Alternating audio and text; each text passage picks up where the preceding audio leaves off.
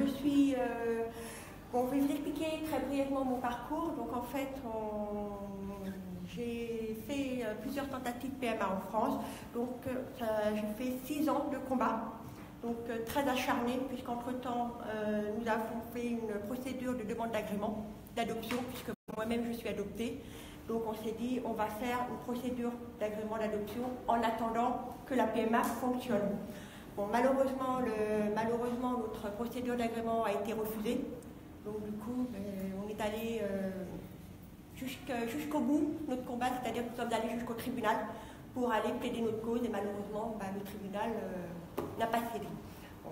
Et entre-temps, donc au mois de mai, nous sommes partis l'année dernière à Yvelines, donc sur des conseils de personnes avec lesquelles je réseautais sur les forums. Et du coup, j'ai dit à mon mari qui est donc avec moi, j'ai dit écoute, on fait la dernière tentative puisque là j'ai 44 ans. Et je dis on tente, on verra bien, ça marche, tant mieux, ça marche pas, on aura été au moins jusqu'au bout. Et nous voilà donc partis au mois de mai, à Yvelines, on partait un petit peu à l'aventure. C'est vrai que j'avais un état d'esprit très angoissé, très stressé, à un tel point que je n'avais pas fait ma valise la veille de partir. Donc voilà, et qu'est-ce qui se passe? Eh bien, ce qui s'est passé, c'est que j'ai oublié mes médicaments. Donc je n'avais aucun médicament sur moi. Donc je suis arrivée à Yvelines et j'ai eu là un gros stress en disant merde, pardon pour le mot, j'ai pas mes médicaments et là c'est un stress total. Et du coup, finalement, Yvonna, qui m'a dit ne vous stressez pas, il y a une pharmacie en bas de la réception. Ah bon? Ah ben oui, effectivement, je n'avais même pas vu qu'il y avait une pharmacie à l'hôtel. Donc pour dire, j'étais dans un état, je veux dire, très épuisé moralement. Et on se disait, voilà, ça marche, c'est bien, ça marche pas tant. Et du coup, durant notre séjour, alors on a eu un super séjour, un super accueil.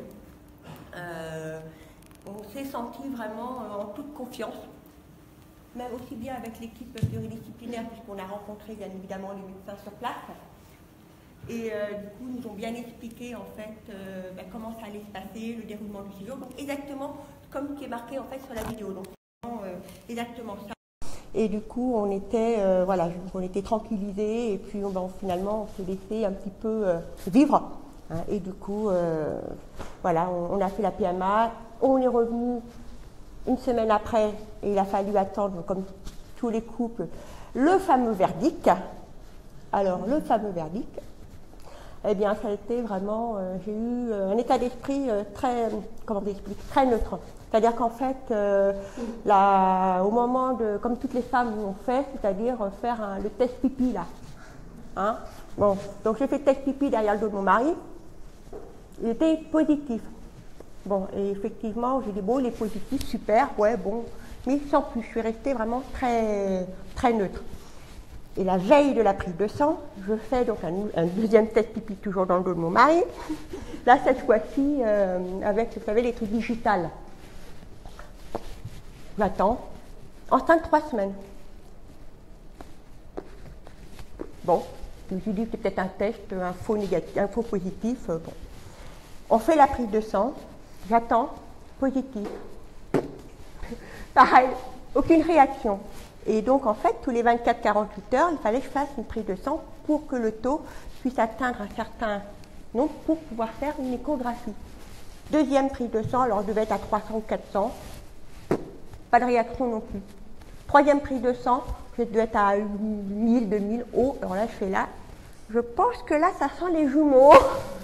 Et après, à l'échographie, effectivement, mon gynéco qui me dit, madame, vous attendez des jumeaux. Mais alors, mais quand je vous dis, parce que comme je parle beaucoup, donc j'ai saoulé le gynéco pendant tout le début de la séance d'échographie, et je dis, bon, alors. Et à un moment, il tourne, en fait, et il dit, il y en a 2. Je fais pardon. Et alors je regarde en fait le monitoring, il me dit, vous voyez, 1, 2. Et je dis oui, et il dit, vous attendez les jumeaux. Alors là, j'ai pas dit un seul mot jusqu'à la fin de la consultation. Et quand de la voiture, en fait, c'est pareil, de sortie de la voiture Parce qu'à la maison, je n'ai pas dit un mot. D'habitude, moi qui parle, mon mari a dû avoir le calme ce jour-là, je n'ai pas dit un seul mot. Non, mais je vous dis, hein, pas un seul mot, le temps que ça monte au cerveau et que je dise j'ai des jumeaux. Mais là, ça a été... bon. Et puis finalement, bon, la grossesse s'est bien déroulée. Alors j'ai eu une chance inouïe. Je n'ai pas été malade du tout. De toute ma grossesse, j'ai pris que 10 kilos. Et le lendemain de l'accouchement, voilà, je suis toute plate. Voilà, alors tout ça pour dire quoi? Tout ça pour dire qu'en fait, si vous... Enfin bon, moi je parle d'Eugeline. Bon, aussi je suppose que les autres cliniques qui sont là sont aussi bons. Donc je ne peux pas non plus dire du mal voilà. Mais si vous voulez partir à Eugeline, allez-y. Et vraiment, vous serez pris vraiment dans des super bonnes mains. Et quand vous arrivez là-bas à l'aéroport, ben, vous attendez le chauffeur et après vous vous laissez... Voilà, vous vous laissez guider. Bon, Yvonna qui est ici, bon, parle français, donc il n'y a pas de problème général de langue. Si vous parlez anglais, tant mieux. Si vous avez un anglais petit nègre comme moi, pareil, ne vous inquiétez pas, on se débrouille. Voilà, donc vraiment un établissement de toute confiance, la chambre, les repas, enfin le déroulement du séjour en lui-même, voilà, super. Et donc j'en profitais justement de ce petit témoignage pour remercier Yvonna et toute l'équipe pluridisciplinaire, voilà, de la façon dont vous êtes pris en charge et voilà, c'est vraiment très important et allez-y, vraiment, allez-y les yeux fermés. Enfin, moi je vous en parle, mais vraiment quand je vous dis les yeux fermés, c'est les yeux fermés, c'est-à-dire vous prenez votre avion, vous atterrissez, alors soit à Vienne, Brno ou Prague ou je sais où, et vous vous occupez de rien. On vous prend vos bagages, on vous amène dans votre chambre, vous êtes arrivé, et puis voilà. Alors, le gros avantage, c'est que vous n'avez pas de déplacement à faire. C'est-à-dire que vous arrivez, le labo est dans le même bâtiment, la chambre est dans le même bâtiment, la pharmacie est dans le même bâtiment, donc si vous oubliez vos médicaments, ne stressez pas comme moi, ça ne sert à rien. Voilà, donc vous n'avez pas de déplacement à faire et je pense que c'est pour ça que nous on a choisi en fait la clinique Eugeline. Parce que il n'y a pas de stress à se dire bon, faut qu'on prenne un taxi pour aller à la clinique ou pour aller à l'hôtel. Voilà, vous êtes vraiment sur place. Après, bon, pendant notre séjour, nous on a loué une voiture 3 jours pour pouvoir vadrouiller autour de la clinique. Voilà, et après, c'est pareil, location de voiture. On vous amène la voiture à l'hôtel et vous ramenez la voiture à l'hôtel. C'est pareil, vous rendez les clés, pas de caution puisque vous êtes client de l'hôtel. Vous pouvez la voler peut-être, je ne suis pas sûre que la location de voiture serait d'accord. Enfin voilà, donc c'est vraiment partez l'esprit tranquille et dites-vous quand vous partez une semaine, ça c'est surtout j'insiste parce que j'insiste beaucoup parce que je réseaute énormément sur les réseaux. Dites-vous que vous partez en vacances. Non mais les gens me regardent avec des yeux comme ça, mais vous partez en vacances. Vous partez une semaine. C'est vrai, il y a un coût, je vous l'accorde. C'est vrai, vous partez aussi pour votre projet parental. Mais dites-vous avant tout, vous partez en vacances. Pourquoi je vous dis ça?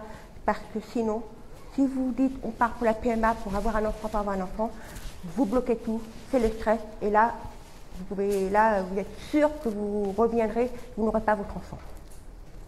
Ça, c'est une évidence.